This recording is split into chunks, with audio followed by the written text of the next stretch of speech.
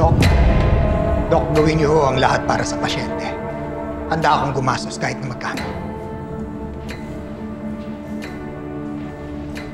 Yes, ho.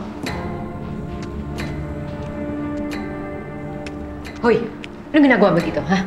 Alam kong ikaw ang nag-utos sa pamamaga sa bahay. Kayo lang ang may kakayahan at kademonyohan para ipagawa yun. Tapos nandito ka ngayon? Kapal na mukha mo, ah. Kamusta si Rose? Anong kalagayan niya? Bakit mo tinatanong? Anong pakialam mo? Ha? Muntik na siyang mamatay. Pero, okay na ba siya? Sino ka ba para magtanong?